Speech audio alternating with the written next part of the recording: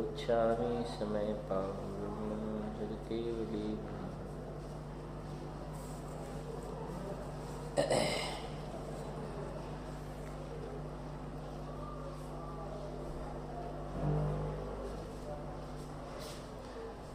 भगवान कुनकुंदाचार्य देव द्वारा रचित समय सात परमागम पुण्य पाप अधिकार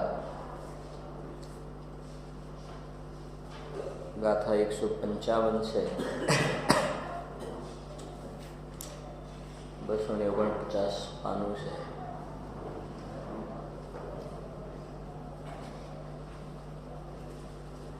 હવે એવા જીવોને પરમાર્થ મોક્ષ કારણ કે ખરું મોક્ષનું કારણ બતાવે છે।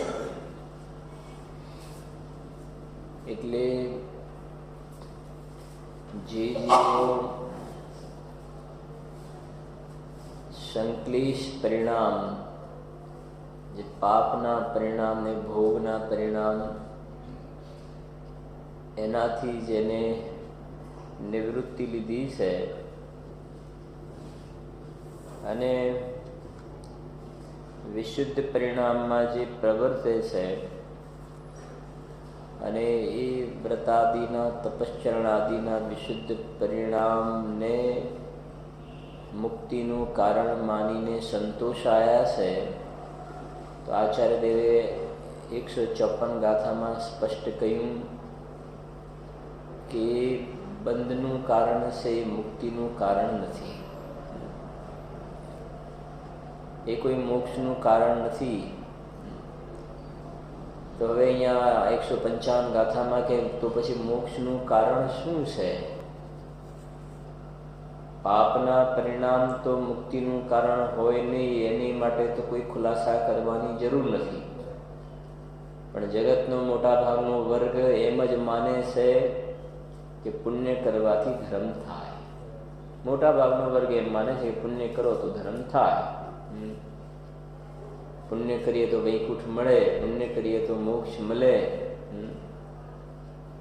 પણ અહીંયા આચાર્ય સ્પષ્ટ કહે છે કે સ્વભાવ કરતા કરતા 3 કાલમાં મુક્તિની પ્રાપ્તિ થઈ શકે નહીં। તો હવે પ્રશ્ન ઉભો થાય છે તો પછી મોક્ષનું કારણ કયું છે? અશુભોપયોગ નથી એ તો બરાબર છે, સ્વભાવ પણ મુક્તિનું કારણ નથી, તો પછી મુક્તિનું કારણ શું છે? પછી બાકી શું રહી ગયું હવે? अब क्यों न विचारत हैं मन से कछु और रहा उन साधन, बाकी कયું साधन રહી ગયું? यम नियम संयम तप, यम नियम संयम आप कियो, पुनि त्याग विराग अथाग लह्यो, वनवास लियो, मुख मौन रह्यो, दड आसन पद्मासन लगाए दियो, मत मंडन खंडन भेद किए, सब शास्त्र ने के नए धारी हिए, ये साधन बार अनंत कियो, तदपि हाथ हजू कछु ना धर्यो, तो पण पाछो हतो त्यानो त्या है। अभी अब क्यों न विचारत है मन से कछु और रहा उन साधन से, ये બધા સાધન સિવાય કે તું જેને મુક્તિનું કારણ માને છે તો એ મુક્તિનું કારણ નથી, તો હવે વિચાર કે બીજું કયું સાધન રહ્યું કે જે ખરેખર મુક્તિનું કારણ છે? अब क्यों न विचार है जो रहा साधन से, સૌ સાધન બંધન થયા, લખ્યું શ્રીમદી, સૌ સાધન બંધન થયા, રહ્યો ન કોઈ ઉપાય, સત સાધન સમજ્યો નહીં, ત્યાં બંધન શું જાય? કયું સાધન ના સમજ્યું? સત સાધન સમજ્યો નહીં, અને એ સિવાય સૌ સાધન બંધન થયા, બાકીના બધા સાધન તો શું થયા? બંધન થયા। એ અહીંયા બતાવે છે કે મુક્તિનું ખરેખર કારણ સાધન, મુક્તિનો ઉપાય શું છે? આ 155 માં એ કહે છે। જો ગાથા છે ને,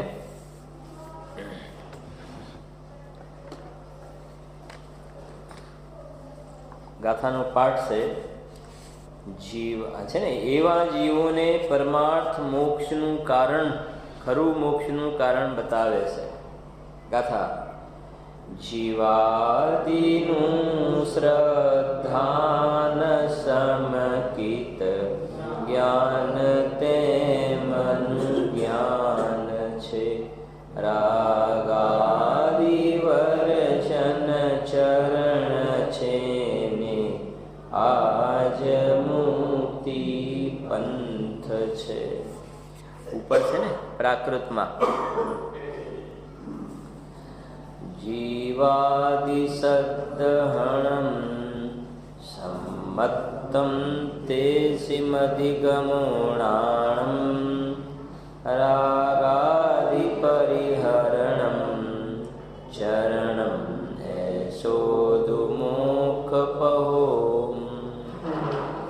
જીવાદિ શ્રદ્ધાનં સમ્યક્ત્વં તેષામધિગમો જ્ઞાનમ રાગાદિ પરિહરણમ ચરણમ એષસ્તુ મોક્ષપથ.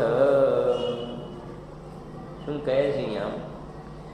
જીવાદિનું શ્રદ્ધાન સંકિત જ્ઞાન તેમનું જ્ઞાન છે અને રાગાદિ વર્જન ચરણ છે અને આ મુક્તિનો પંથ મોક્ષનો માર્ગ છે. ગાથા જીવાદિ પદાર્થોનું શ્રદ્ધાન સમ્યક્ત્વ છે. તે જીવાદિ પદાર્થોનો અધિગમ એટલે જ્ઞાન, અધિગમ જાણવું. તે જીવાદિ પદાર્થોનો અધિગમ જ્ઞાન છે અને રાગાદિનો ત્યાગ એ ચારિત્ર છે. આ જ મોક્ષનો માર્ગ છે. આ મોક્ષનો માર્ગ કયો? અહીંયા ટીકામાં અમૃતચંદ્રદેવ ખોલે છે વાત. મોક્ષનું કારણ ખરેખર સમ્યક દર્શન જ્ઞાન ચારિત્ર છે. મોક્ષનું કારણ સમ્યક દર્શન જ્ઞાન ચારિત્રાણી મોક્ષમાં તત્વા સૂત્રનું સૂત્ર છે ને. મોક્ષનું કારણ ખરેખર સમ્યક દર્શન જ્ઞાન ચારિત્ર છે. હવે એક એકને ખુલાસો કરે છે કે સમ્યક દર્શન કોને કહેવાય. કેમ કે આ ખરેખરની વાત ચાલે છે ને. મોક્ષનું કારણ ખરેખર સમ્યક દર્શન જ્ઞાન ચારિત્ર. તો સમ્યક દર્શન ખરેખર કયું? સમ્યક જ્ઞાન ખરેખર સોને કહેવાય? ચારિત્ર કોને કહેવાય? એ જે મોક્ષનો માર્ગ છે. જે વ્યવહાર સમ્યક દર્શન જ્ઞાન ચારિત્ર એની ના પાડે છે, એ મોક્ષનું કારણ નથી.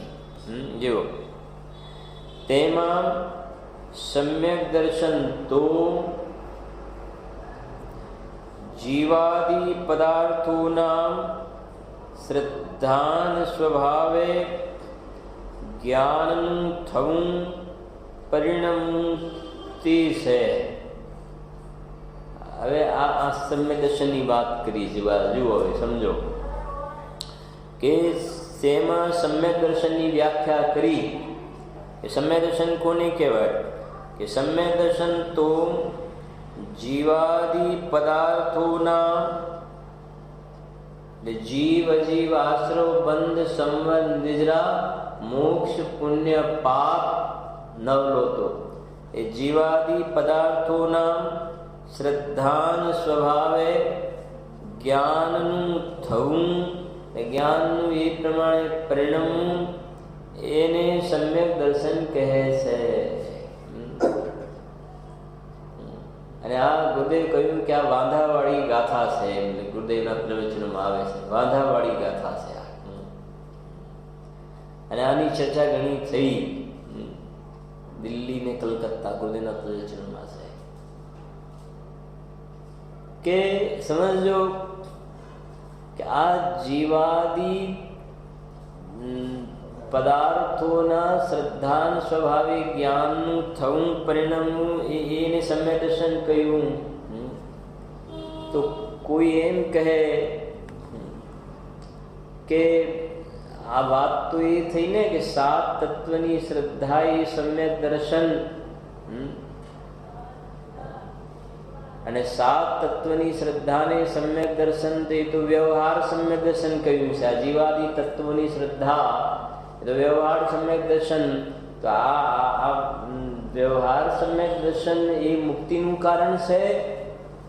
થોડું શાંતિથી વાત સમજો. આપણે મૂકીએ છીએ આ વાત અત્યારે. હજુ તો જેમ જેમ તમે સમજતા જશો તમને ઘણા ખુલાસા થશે.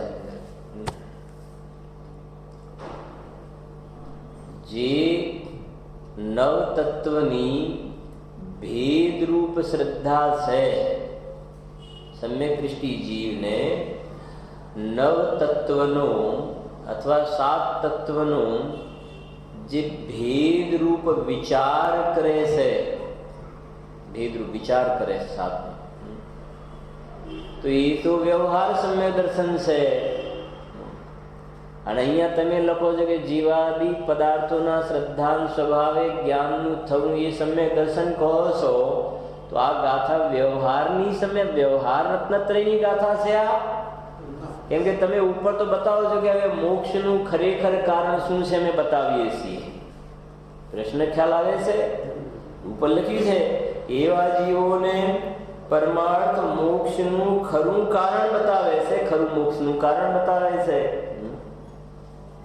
અને સમ્યક દર્શનમાં એમને એમ કહ્યું કે જીવાદી પદાર્થોના લખ્યું જીવાદી લખ્યું ને તેમાં સમ્યક દર્શન તો કોને કહેવાય કે જીવાદી પદાર્થોના શ્રદ્ધાન સ્વભાવે જ્ઞાનનું થવું પરિણમવું એ છે.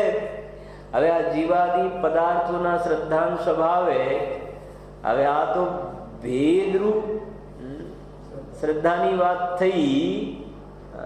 એ તો વ્યવહાર સમ્યક્તની વાત થઈ ને. અને આગળની ગાથામાં તમે તો પોતે ના પાડો છો કે આ વ્યવહારના પરિણામ છે એ તો શુભરાગરૂપ પરિણામ છે, અને એ તો સ્થૂળ એવા વિશુદ્ધ પરિણામ છે. અને સ્થૂળ એવા વિશુદ્ધ પરિણામ એનાથી તો બંધ થાય છે, એનાથી મુક્તિની પ્રાપ્તિ થતી નથી. એ તો આપે સ્વયં પોતે આગળ ખુલાસા કર્યા છે કે વ્યવહાર રત્નત્રય મુક્તિનું કારણ હોઈ શકે નહીં. અને એટલા માટે તો અમે તો એને માનતા હતા. તમે ના પાડીને હવે આ ગાથામાં તમે પોતે પરમાર્થ મોક્ષનું કારણ કહેવા જઈ રહ્યા છો અને ચર્ચા કરો છો. તમે સમ્યક દર્શનમાં કોની ચર્ચા કરી? સમ્યક દર્શનમાં ચર્ચા તમે જે કરી એમાં જીવાદી પદાર્થોના શ્રદ્ધાન સ્વભાવિક જ્ઞાનનું થવું એને સમ્યક દર્શન કહો છો. આ તો વ્યવહાર થયો.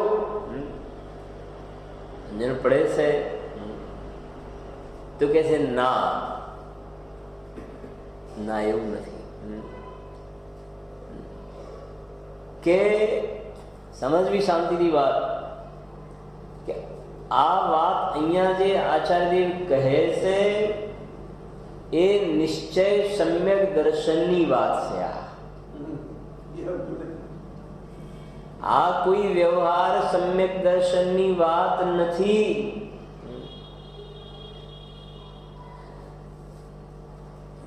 સમ્યક દર્શનનું કથન, નિશ્ચય સમ્યક દર્શનનું કથન એક દૃષ્ટિની મુખ્યતાથી કરવામાં આવે છે, અને નિશ્ચય સમ્યક દર્શનનું જ બીજું એક કથન જ્ઞાનની મુખ્યતાથી કરવામાં આવે છે. જ્ઞાનની મુખ્યતાથી વર્ણન નિશ્ચય સમ્યક દર્શનનું, મુખ્યતા શેની? જ્ઞાન પ્રધાન શૈલી જે કહેવાય. તો છ ઢાળાની અંદર ત્રીજી ઢાળમાં જે परद्रव्य ते भिन्न आप में रुचि सम्यक भला है, ये जे सम्यक दर्शन की व्याख्या करी ये श्रद्धानी मुख्यता थी, दृष्टिनी मुख्यता थी निश्चय सम्यक दर्शन नु कथन से। समय सानी 11 नंबरनी गाथामां भूतार्थना आश्रय सम्यक दर्शन थाय से ए दृष्टिना विषयनी मुख्यताथी श्रद्धानी मुख्यताथी निश्चय सम्यक दर्शननी વાત છે। અહીંયા આચાર્યદેવ જે વાત કરે છે સમ્યક દર્શનની જીવાદી પદાર્થોના શ્રદ્ધાન સ્વભાવે જ્ઞાનનું થવું, એ વાત નિશ્ચય સમ્યક દર્શનની છે પણ એ જ્ઞાન પ્રધાન શૈલી વાત છે. જ્ઞાનની મુખ્યતાથી વાત છે આ. જ્ઞાનનું થવું. એટલે આત્માનું એ પ્રમાણે પરિણમવું, જેવો આત્માનો સ્વભાવ છે ને એ પ્રમાણે પરિણમવું. પણ એ કહે છે એ શ્રદ્ધા સમ્યક દર્શનને પ્રેઝન્ટ જ્ઞાન કરી રહ્યું છે. સમ્યક દર્શનના સ્વરૂપને શેના પક્ષ તરફથી સમજાવવામાં આવે છે? જ્ઞાનના પક્ષ તરફથી સમજાવવામાં આવે છે. તો એટલે એને જીવાદી પદાર્થોના શ્રદ્ધાન સ્વભાવે જ્ઞાનનું થવું એ સમ્યક દર્શન, એ નિશ્ચય સમ્યક દર્શન છે. બહુ હજુ તો આપણે સમજતા જજો. હજુ તો આ થોડી આગળ વધી રહ્યા છીએ આપણે. સમય સારમાં એ મોક્ષ માર્ગ પ્રકાશકમાં 7મા અધિકારમાં સમ્યક દર્શનની જે વાત કરી તો ત્યાં એમને લખ્યું કે તત્વાર્થ શ્રદ્ધાનમ સમ્યક દર્શનમ, જે તત્વા સૂત્રનું સૂત્ર છે એનો આધાર આપ્યો. પહેલા તત્વા સૂત્રને સમજી લઈએ. તત્વા સૂત્રમાં જે સૂત્ર છે, કાઢો તમારી પાસે છે ને તત્વા સૂત્ર તો છે જ.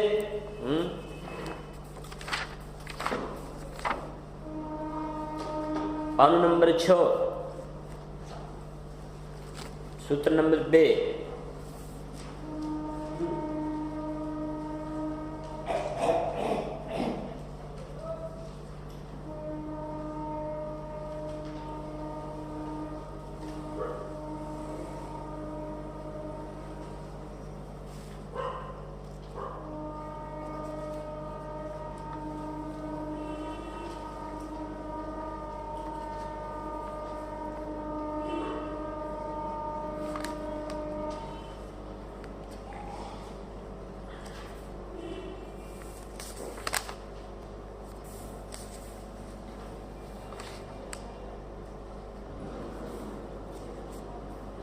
જો છે ત્યાં તત્વા શ્રદ્ધાનમ સમ્યક દર્શનમ છે. તો આ જે વાત છે તત્વા શ્રદ્ધાનમ સમ્યક દર્શનમ, એક આ કથન છે તમારી સામે. તત્વા શ્રદ્ધાનમ સમ્યક દર્શનમ એક વાત. બીજું ટોડરમલજીએ મોક્ષ માર્ગ પ્રકાશકમાં 7મા અધિકારમાં વિપરીત અભિપ્રાય રહિત તત્વા શ્રદ્ધા એને સમ્યક દર્શન કહ્યું છે. કદાચ એની અંદર જ આગળ છે. જો ટીકામાં તમે જોશો ને, ટીકામાં 5મો બોલ છે ને, વિપરીત અભિનિવેશ રહિત જીવાદિનું તત્વા શ્રદ્ધાન તે સમ્યક દર્શનનું લક્ષણ છે. બરાબર? કેટલા થયા? 2. એક તત્વા શ્રદ્ધાનમ સમ્યક દર્શનમ, બીજું બતાવ્યું વિપરીત અભિપ્રાય રહિત તત્વા શ્રદ્ધાન એને સમ્યક દર્શન કહ્યું. 2. હવે તમારી સામે એક છડાળાને મૂકીએ છીએ આપણે. એ આમાં નથી. છડાળાને જરા કાલે મેં છેલ્લે વાત ટચ કરી હતી. છડાળામાં ત્રીજી ઢાળમાં એક લાઈન એમ આવી, परद्रव्य न ते भिन्न आप में रुचि सम्यक्त्व भला है, आप रूप को जान पनासो सम्यक ज्ञान कला है, आप रूप में लीन रहे थिर सम्यक चारित सोई. ये 3 થયા નિશ્ચય. अब व्यवहार मोक्ष मग सुनिए हेतु नियत को होई. તો 3 લાઈનમાં તો એને નિશ્ચય સમ્યક દર્શન, નિશ્ચય જ્ઞાન, નિશ્ચય ચારિત્રની ચર્ચા કરી. अब व्यवहार मोक्ष मग सुनिए हेतु नियत को होई. व्यवहार मोक्ष मार्गની વાત કરે એમાં પહેલા વ્યવહાર સમ્યક દર્શન આવે, પછી વ્યવહાર જ્ઞાન આવે અને પછી વ્યવહાર ચારિત્ર આવે. ક્રમ આવશે. એટલે પહેલો નંબર આવે વ્યવહાર સમ્યક દર્શનનો. તો તરત પછી એના પછીની ગાથામાં એમને ત્યાં લખ્યું, જીવ અજીવ તત્વયરુઆશ્રવ બંધરુ સંવર જાનો, निर्जर मोक्ष कहे जिन तिन को ज्यों का त्यों सर સરધાનું, જ્યો કા ત્યો સરધાન. હવે જરા સમજો, જે દોલતરામજીએ કહ્યું ને, જીવ અજીવ તત્વ અરુ આશ્રવ, જીવ અજીવ તત્વ અરુ આશ્રવ બંધરુ સંવર જાનું, નિર્જર મોક્ષ કહે જીન, કહે જીન. जिनेन्द्र भगवान जे प्रमाणे सात तत्व कहया से એ પ્રમાણે કહે જીન. જ્યો કા ત્યો સરધાન, જ્યો કા ત્યો એ ભગવાને જે પ્રમાણે કહ્યા છે એ પ્રમાણે એની શ્રદ્ધા કરવી. એ પણ તત્વા શ્રદ્ધાન થયું કે ના થયું? અને અહીંયા તત્વા સૂત્રમાં પણ તત્વા શ્રદ્ધાન આવ્યું કે ના આવ્યું? તો તમારી સામે એક તો આવ્યું તત્વા સૂત્ર વાળું સંવેદનની વાત, બીજી મોક્ષ માર્ગ પ્રકાશક સાતમો અધિકાર જે અમારી મોક્ષ માર્ગ વિપરીત અભિપ્રાય રહી તત્વા શ્રદ્ધા સંવેદન મોક્ષ, અને ત્રીજું છડાળા. ત્રણ વાત આવી ને, ત્રણેયમાં આ વાત છે. હવે સમજવાની વાત એ છે કે જે અને આપણી ચાલતી ગાથામાં જીવાદિ પદાર્થોના શ્રદ્ધાન સ્વભાવે જ્ઞાનનું થવું, ચાર થઈ ગયા. એમાં છડાળાના કથનને છોડીને બાકી આ સમય સાની 155 ગાથામાં જે સંવેદર્શનની વાત છે, નિશ્ચય સંવેદર્શનની તત્વા સૂત્રમાં જે વાત છે એ પણ નિશ્ચય સંવેદર્શનની વાત છે, અને મોક્ષમાં પ્રકાશકમાં જે પંડિતજીએ કહ્યું છે એ પણ વિપરીત અભિપ્રાય વાળી વાત છે, એ પણ નિશ્ચય સંવેદર્શનની વાત છે. પણ એ જ્ઞાન પ્રધાન શૈલી છે. જ્ઞાન પ્રધાન શૈલીમાં જ્ઞાન બધાને જાણશે ને. જ્ઞાન જીવ અજીવ આશ્રવ બંધ એ જ્ઞાનની મુખ્યતાથી સંવેદર્શનનું કથન કર્યું. કથન કોનું? સંવેદર્શનનું. પણ મુખ્યતા કોની? જ્ઞાનની મુખ્યતાથી સંવેદર્શનની ચર્ચા કરી. હા, નિશ્ચય સંવેદર્શન, નિશ્ચય સંવેદર્શનની જ્ઞાનની મુખ્યતાથી કથન કર્યું. નિશ્ચય સમ્યક દર્શનનું કથન જ્ઞાનની મુખ્યતાથી કર્યું. જ્ઞાનની મુખ્યતાથી. અને જ્ઞાન તો સાતે તત્વને જેમ છે એમ બરાબર જાણે છે. તો નિશ્ચય સમ્યક દર્શનને જ્ઞાનના તરફથી સમજાવીને, એટલે આ તત્વા શ્રદ્ધાનમ અથવા તો વિપરીત અભિપ્રાય રહી જીવાદિ તત્વ જીવ જીવ આ બંધ આશ્રમ સંબંધ જ્યો કા ત્યો શ્રદ્ધાનું, અથવા તો સમય સારની 13 નંબરની ગાથા ભૂતાર્થી જાણેલ જીવ અજીવ વળી પુણ્ય પાપને આશ્રમ સંબંધ નિજરા બંધ મોક્ષ તે સમ્યક્ત્વ છે. ભૂતાર્થી જાણેલ નવ તત્વ એ સમ્યક્ત્વ છે. ભૂતાર્થી જાણે નવ તત્વ, એ તો નવ તત્વ તો ભેદ થયા, પણ ભૂતાર્થી જાણેલ નવમાં એકની જે શ્રદ્ધા છે ને, હા, એક નવની જે શ્રદ્ધા કહીને ભૂતાર્થી જાણેલ, એ નવને ભૂતાર્થી જાણેલ. તો જાણવાનું કામ તો કોણ કરે છે? જ્ઞાન. અને વર્ણન કરી છે એનું સમ્યક દર્શનનું. તો એ જ્ઞાનની મુખ્યતાથી સમ્યક દર્શનનું સમજાવવામાં આવે છે ને, એટલે છે તો નિશ્ચય સમ્યક દર્શન, પણ મુખ્યતા શેની છે? જ્ઞાનની મુખ્યતાથી નિશ્ચય સમ્યક દર્શનનું કથન છે. ખ્યાલ આવે છે? એટલે આ કોઈ રાગ રૂપ વિકલ્પ વાળી દશાની વાત નથી. હા, હવે છડાળાની જે ત્રીજી ઢાળમાં જે પંક્તિ કહી, જીવ અજીવ તત્વેરુ આશ્રવ બંદરુ સંવર જાનો નિર્જર મોક્ષ કહે જીન તિनको જ્યો કા ત્યો શ્રદ્ધા, એ વાત વ્યવહાર સંવેદનશીલ છે. કેમ કે પંડિતજી સ્વયં કહી રહ્યા છે ને કે હવે અમે નિશ્ચય રત્નત્રયની વાત તો પૂરી કરી, अब વ્યવહાર મોક્ષ મગ સુનીએ. દોલતરામજી સ્વયં કહે છે અમે હવે વ્યવહારની વાત કરવા જઈ રહ્યા છે. તો વ્યવહાર એટલે શું? વ્યવહાર એટલે હવે એ જરા સાંભળો કે સમ્યક દૃષ્ટિ જીવ, સાંભળો, સમ્યક દૃષ્ટિ જીવ જેને સ્વપનનું ભેદ જ્ઞાન છે, સાત તત્વની યથાર્થ પ્રતીતિ ભેદ વિજ્ઞાન સાચું શ્રદ્ધા છે, એ સમકીર્તિ જીવ સાત તત્વના સ્વરૂપનો ભેદરૂપ વિચાર કરે છે ને. ભેદરૂપ શું કરે છે? વિકલ્પવાળી દશામાં વિચાર કરે છે ને. વિચાર કરે છે ને, વિકલ્પ. તો વિકલ્પ દ્વારા વિચાર કરે છે, ચિંતન મનન વિકલ્પ ચાલી રહ્યા છે ને. તો એ વિચાર ચાલી રહ્યો છે, તો એ રાગરૂપ દશા છે. એ વિચાર છે, એ જ્ઞાન છે. વિચાર કર્યો સાત તત્વને જ્ઞાનની પરે, પણ એ જ્ઞાન રાગની સાથે મિશ્રિત થયેલું છે. રાગ મિશ્રિત જ્ઞાન છે. શું કહ્યું? જ્ઞાન રાગની સાથે મળેલો છે. એ ભેદરૂપ વિચાર તો એ વ્યવહાર સમ્યક દર્શન છે. સમજણ પડે છે? એ વ્યવહાર સમ્યક દર્શન. અહીંયા હવે જીવો ગોથું ક્યાં ખાય છે? મારી તમને સમજાવ. ગોથું અહીંયા ખાય કે જે દૌલતરામજીએ જે વાત કરી છે એ તો સમ્યક દ્રષ્ટિ જીવ 7 તત્વનો જે ભેદરૂપ વિચાર કરે છે એ તો રાગ મિશ્રિત જ્ઞાન વાળી વાત છે.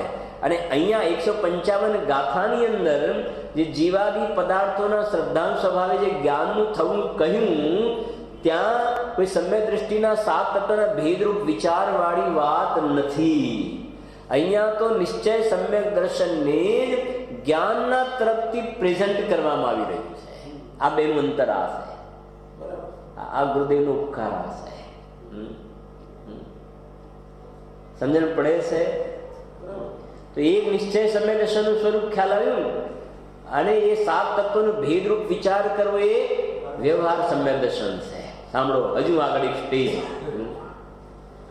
અને અજ્ઞાની મિથ્યા દ્રષ્ટિ જીવ છે ને, મિથ્યા દ્રષ્ટિ જીવ એ 7 તત્વના સ્વરૂપનો વિચાર કરે છે. 7 તત્વના સ્વરૂપનો વિચાર કરે છે. એ પણ તો એ 7 તત્વના સ્વરૂપનો વિચાર કરે છે. તો એ જે વિચાર કરે છે એમાં ના નિશ્ચય સમ્યક દર્શન લાગે છે, ના વ્યવહાર સમ્યક દર્શન લાગે છે. ખ્યાલ આવ્યો કે ના? એ તો લખી કલશ ટીકાકારે કે એ તો મિથ્યાત્વનો સ્વાદ છે. ત્યાં મિથ્યાત્વનો સ્વાદ છે. સમ્યક દ્રષ્ટિ 7 તત્વના સ્વરૂપનો વિચાર કરે છે ને, એ વખતે ભલે રાગનો સ્વાદ કહેવાશે પણ મિથ્યાત્વનો સ્વાદ નહીં કહેવાય. અજ્ઞાની 7 તત્વના સ્વરૂપનો વિચાર કરે છે ત્યાં મિથ્યાત્વનો સ્વાદ છે. તો ખ્યાલ આવ્યો? ત્રણેયમાં 7 તત્વ વાળી વાત 3 જગ્યાએ આવી. અજ્ઞાની 7 તત્વનો વિચાર કરે છે ત્યાં મિથ્યાત્વનો સ્વાદ છે. જ્ઞાની 7 તત્વનો વિચાર કરે છે ત્યાં વ્યવહાર સમ્યક માત્ર રાગનો સ્વાદ છે. ચારિત્ર મોહ સાથે મળેલો, પેલાને મિથ્યાત્વ સાથે મળેલો છે. અને એ સમ્યક દ્રષ્ટિ જીવને એ 9 તત્વ અથવા 7 તત્વના શ્રદ્ધાંત સ્વભાવે જે જ્ઞાનનું થવું પરિણમવું એ નિર્વિકલ્પ શુદ્ધ પર્યાય, શુદ્ધ પરિણતિ, પ્રતીતિ છે શુદ્ધ, નિર્વિકલ્પ, રાગના મળ્યા વિનાની વિતરાગ, નિર્વિકલ્પ પરિણતિ. નિર્વિકલ્પ એટલે રાગ સાથે મળેલી નહીં એવી. સમજણ પડે છે? કેમ કે નિર્વિકલ્પનો અર્થ જો જ્ઞાન સવિકલ્પ છે, બાકીના બધા ગુણો નિર્વિકલ્પ છે. બધા ગુણો નિર્વિકલ્પ છે. કેમ કે બીજા કોઈ પણ ગુણોમાં જાણવાનું સામર્થ્ય નથી ને, એટલે નિર્વિકલ્પ છે. પણ એ નિર્વિકલ્પ મારે નથી કેવું અત્યારે મારે નિર્વિકલ્પ જે પ્રતીતિ અહીંયા જે 155 ગાથામાં લખ્યું છે ને, એ નિર્વિકલ્પ પ્રતીતિ માને એ કોઈ 7 તત્વનો ભેદરૂપ વિચાર કરે છે, રાગ સાથે મળેલી વાળી વાત નથી. ખ્યાલ આવે છે? અહીંયા તો બિલકુલ શુદ્ધ પ્રતીતિની વાત છે, શુદ્ધ સમ્યક દર્શનની વાત છે. ભેળસેળ વાળા સમ્યક દર્શનની વાત નથી. શુદ્ધ સમ્યક દર્શનની વાત ચાલે છે. એટલા હવે તમે પોતે થોડો વિચાર કરો તો ખ્યાલ આવે કે આમાં પ્રશ્નો ઊભા થવા સ્વાભાવિક છે. એટલે જ સ્વામીજી ને વાંધાવાળી ગાથા એટલા માટે કે તમે જો 9 તત્વનો પેલો ભેદરૂપ અજ્ઞાની વિચાર કરે છે એ નહીં લગાવી શકાય. ના સમ્યક દ્રષ્ટિ 7 તત્વનો ભેદરૂપ વિચાર કરે છે એ પણ નહીં લાગે. કેમ કે અહીંયા તો મોક્ષનું ખરું કારણ બતાવવું છે. ખરું કારણ બતાવવું છે ને. હવે તમારી પાસે તત્વા સૂત્ર છે ને, કાઢો જરાક એટલે તમને વધારે ક્લિયર થશે. મેં તમારી સામે ભૂમિકા થોડી બાંધી. હવે પાનું કાઢો, તમે 90 નંબરનું પાનું કાઢો.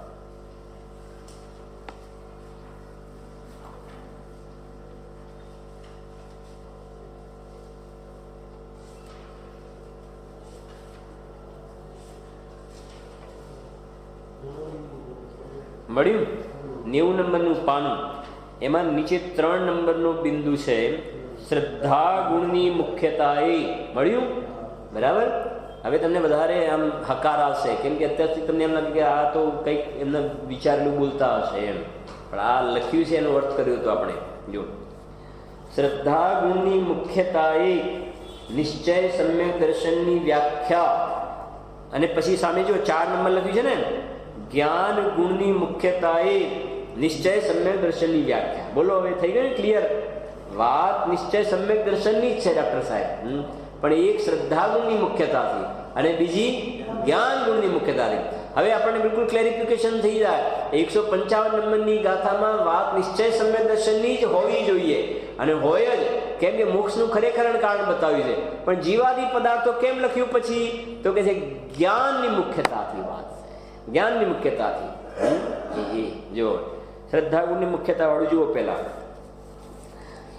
શ્રદ્ધા ગુણની જે અવસ્થા પ્રગટ થવાથી પોતાના શુદ્ધ આત્માનો પ્રતિભાસ થાય તે સમ્યક દર્શન છે. પણ શુદ્ધ આત્મા સિવાય બીજા કોઈને અહીંયા આગળ કરવાની વાત છે નહીં.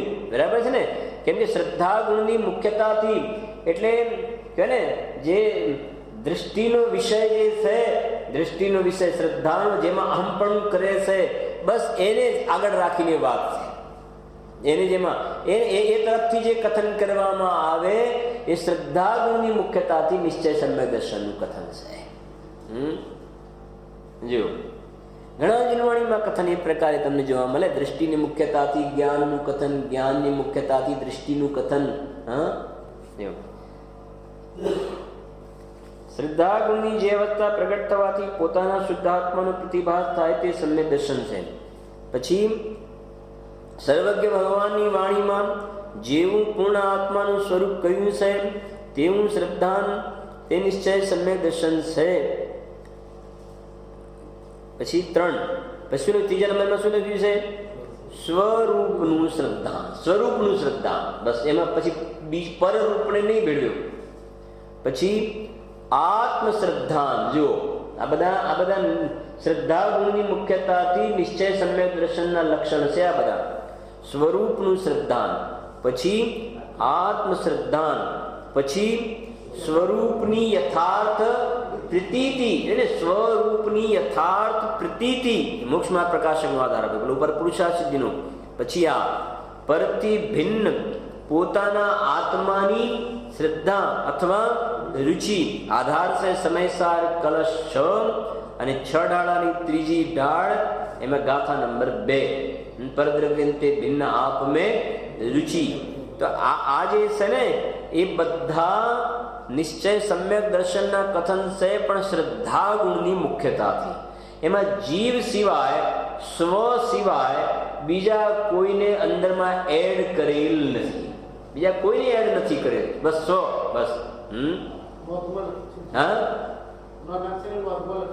હા, શું લખ્યું છે અહીં? પરથી ભિન્ન એ શબ્દો એમ સૂચવે છે કે સમ્યક દર્શનને પરવસ્તુ નિમિત્ત અશુદ્ધ પર્યાય, ઊણી શુદ્ધ પર્યાય કે ભંગ ભેદ એ કાંઈ સ્વીકાર્ય નથી. હા, ચાલે ને? કેવલ જ્ઞાનની પર્યાય પણ પરના ખાતામાં જશે. ત્યાં સમ્યક દર્શનનો વિષય પૂર્ણ જ્ઞાન ઘન ત્રિકાલી આત્મા છે. પર્યાયની અપૂર્ણતા વગેરે સમ્યક જ્ઞાનનો વિષય છે. એ બધો વિષય કોનો છે? રાગ થોડો બાકી છે ને થોડી શુદ્ધતા, એ બધું જાણવાનું કામ એ બધું જ્ઞાનની પાર્ટીમાં જાય છે. તમારે પૂછવું હોય તો કે ભાઈ હજુ અશુદ્ધતા છે કે નહીં, એ જ્ઞાનને પૂછો. તમે ખોટી ટેબલ ઉપર આવી ગયા. તમે શ્રદ્ધાના ટેબલ પર તમે રાગ છે કે નહીં એ બધું ત્યાં નહીં પૂછો. શ્રદ્ધાના ટેબલ ઉપર તો એમ જ કે છે હું તો બસ અનાદિ અનંત અખંડિત ગયા, હું તો ત્રિકાલ પરમ પવિત્ર છું. એ શ્રદ્ધા એમ કહે છે.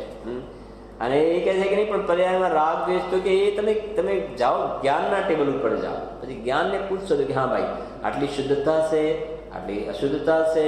અને એ વખતે પણ આ જ્ઞાય જે ત્રિકાલી દ્રવ્ય તો શુદ્ધ છે.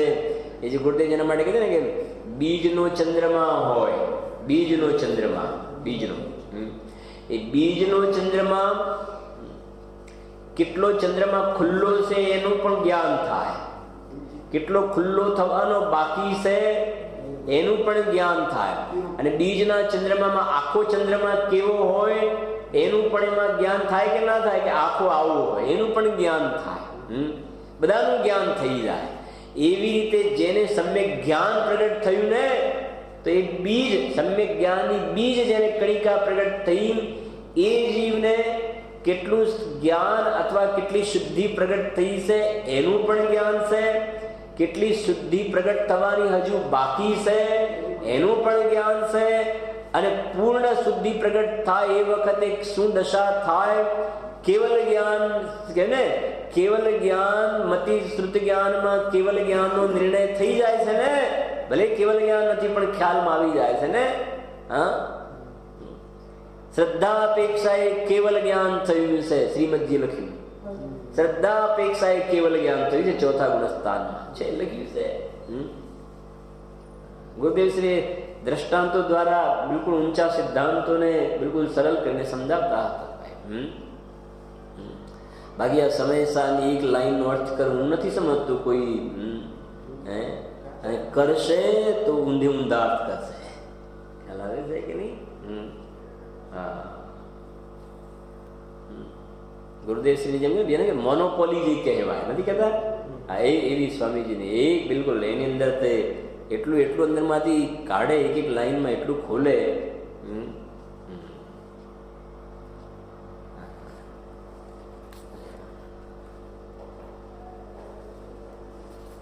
પછી બિલકુલ કરુણા બુદ્ધિપૂર્વક કહે. આજે હું સીડી સાંભળતો હતો છઠ્ઠી ગાથા, એ કહ્યું કે આત્માના આશ્રય જે સમ્યક દર્શનની પર્યાય થાય ને, સમ્યક દર્શનની પર્યાય એ ત્રિકાલી ધ્રુવ જ્ઞાયકની આગળ તો સમ્યક દર્શનની પર્યાય પામર છે. એ પર્યાય શું છે? પામર છે. પછી ગુરુદેવે કહ્યું કે હવે આ સમ્યક દર્શનની પર્યાય પામર છે, તો પછી આ દયા, દાન, પૂજા, ભક્તિના પરિણામ, વ્રત તપાદીના મંદ કષાયના પરિણામ, એ તો ભિખારામાં ભિખારા, પામરમાં પામર પરિણામ. એમ ગુરુદેવ એટલા બુલંદ અવાજે ગુરુદેવ, અને આમ અને વિચારો તો ખ્યાલમાં આવે છે કે નહીં? સમ્યક દર્શનની પર્યાય કેવલ જ્ઞાનની આગળ સમ્યક દર્શનની, અથવા બીજી છે કે કેવલ જ્ઞાનની આગળ સમ્યક જ્ઞાન જે પ્રગટ થયું ચોથામાં, તો એ સમ્યક જ્ઞાનની આગળ આ રાગાદી પરિણામ અજ્ઞાન એ પામર છે, અને સમ્યક જ્ઞાનની પર્યાય એ કેવલ જ્ઞાનની પર્યાયની સામે પામર છે. અને કેવલ જ્ઞાન છે એ ત્રિકાલી ધ્રુવ જ્ઞાયક પરમાત્માની સામે પામર છે. તો આ રાગાદી વિકારી ભાવ તો કયા નંબરમાં પામરતામાં ગયા? વિચાર તો કરે જીવ.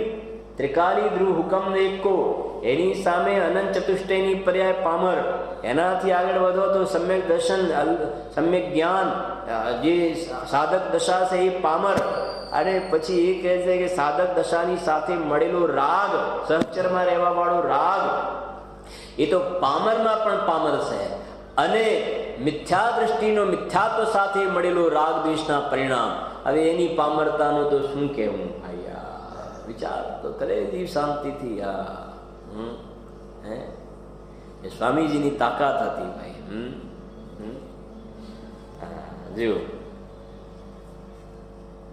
એ 11મી ગાથામાં એટલે ભૂતાર્થના આશ્રય સમ્યક દર્શન થાય. એ નિશ્ચય, એ દ્રષ્ટિની મુખ્યતાની, સમ્યક દર્શનની શ્રદ્ધા ગુણની મુખ્યતાનું કથન છે. નિશ્ચય સમ્યક દર્શન જેવું એવું એક આવે છે ને, દેવશાસ્ત્ર ગુરુની શ્રદ્ધાને સમ્યક દર્શન કહેવાય. દેવશાસ્ત્ર એ બધા જ્ઞાન પ્રધાન શૈલી વાળા કથન છે, સમજાય છે. અને દેવશાસ્ત્ર ગુરુની શ્રદ્ધા સમ્યક દર્શન જે છે ને, એ તો વ્યવહાર સમ્યક દર્શનના જ ખાતામાં જશે. એ વ્યવહાર સમ્યક દર્શનના ખાતામાં જશે.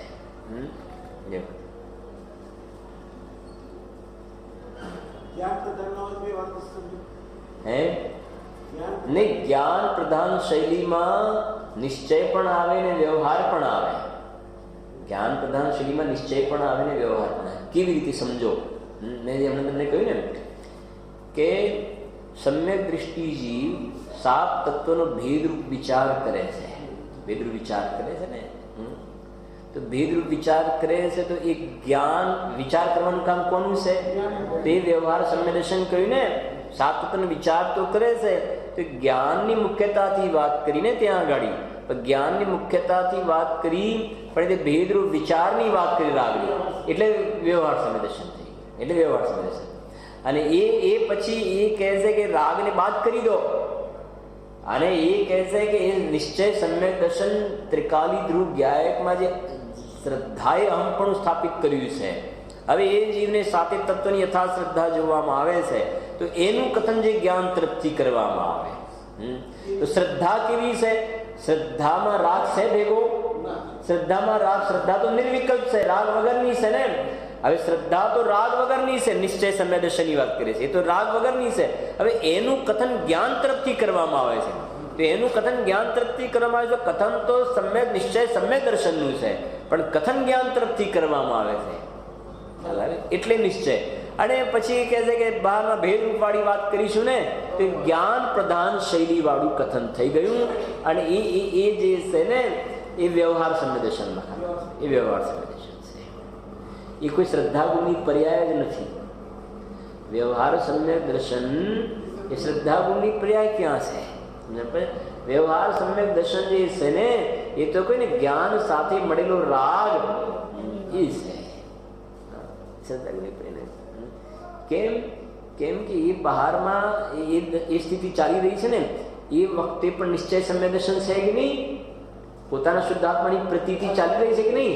તો એ વખતે શ્રદ્ધાએ તો ત્રિકાલીમાં જ અહમપણું બરાબર જોડી રાખ્યું છે ને. અને પેલો સાત તત્વનો વિચાર વગેરે ચાલે છે, એને વ્યવહાર સંવેદન કહેવામાં આવે છે. કોઈ શ્રદ્ધા ગુણની પર્યાય નથી ભાઈ, શ્રદ્ધા ગુણની પર્યાય થોડી છે. જેમ ચારિત્ર ગુણની પ્રેમમાં બે ભાગ પડી જાય છે, પછી શ્રદ્ધા ગુણની પ્રેમમાં બે ભાગ નિશ્ચય ને બીજો વ્યવહાર, એવું નથી. એમ 2 મિનિટમાં પૂરું કરીએ છીએ. આપણે લઈશું આપણે હજુ. આ તો બહુ સરસ વિષય છે, આ એકદમ પ્રયોજનભૂત અને બિલકુલ ફ્રેશ ને એકદમ સરસ વાત છે, નવી છે. હા એ છે ને, હા એ છે.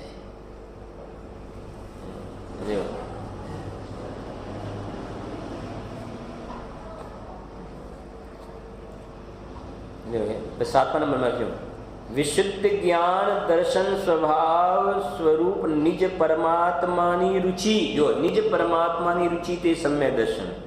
પછી શુદ્ધ જીવાસ્તિકાયની રુચિ રૂપ નિશ્ચય સમ્યક્ત્વ. જીવાસ્તિકાય લીધું, પુદગલાસ્તિકાય, ધર્માસ્તિકાય, અધર્માસ્તિકાય બધી ના વાત કરી. તો એ જે છે નિશ્ચય સમ્યક્ત્વ છે.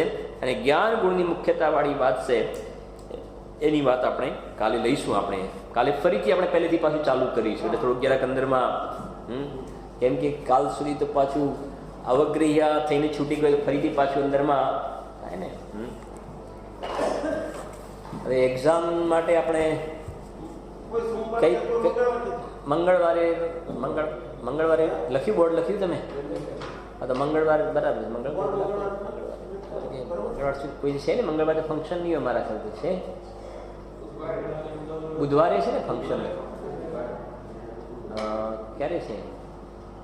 મંગળવારે તો બુધવારે, મંગળવારે 11 તારીખે છે. 11 તારીખે છે, 12 તારીખે 12 તારીખે બુધવારે, 12 તારીખે, 11 તારીખે તો છે, બરાબર છે, બરાબર ને? 11 તારીખે 12 તારીખે 12 તારીખે હા 12 હા. કેમ કે પછી 14મી પણ ફંક્શન છે, એટલે 12મીનું બરાબર રહેશે, બરાબર.